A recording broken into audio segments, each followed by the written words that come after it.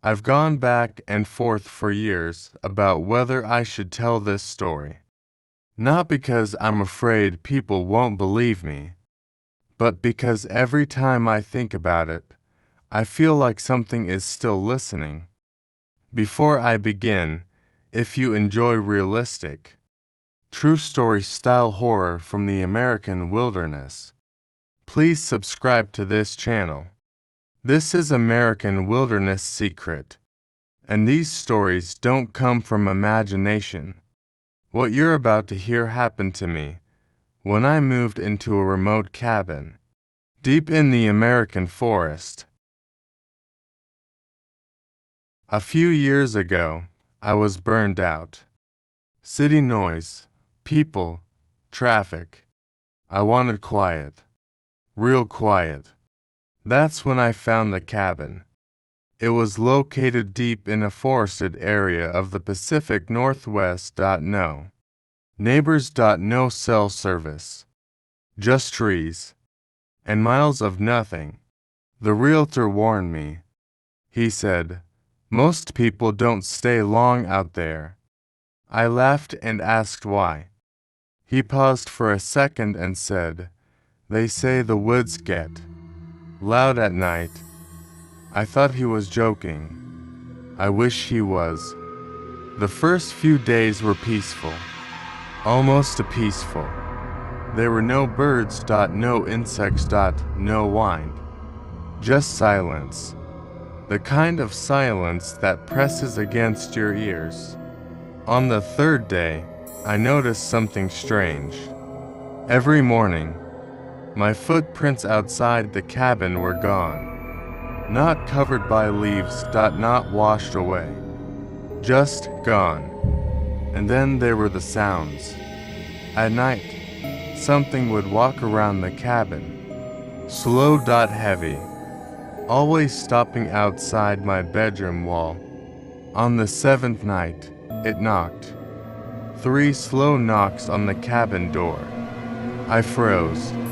No one knew I was there. Then a voice spoke. It said my name, in my own voice. Open the door. My blood ran cold.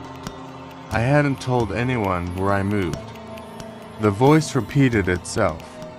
Same tone. Same words, but wrong somehow, like it was copying me, without understanding how humans speak.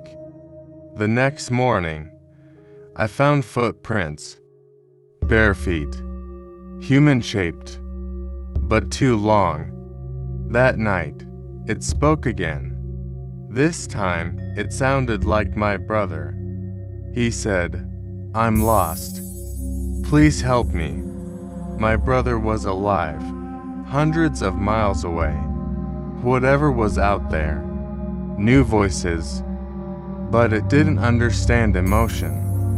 I wasn't completely alone out there. A man named Daniel lived about a mile away.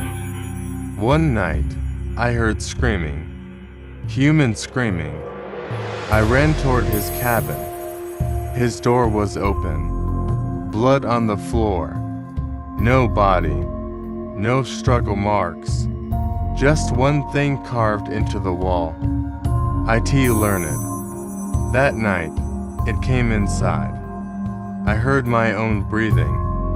From behind me, I turned around, and I saw it standing in the doorway. Tall. Too thin, smiling like it had practiced. It opened its mouth and spoke in my voice. "I live here now." I ran. Didn't look back.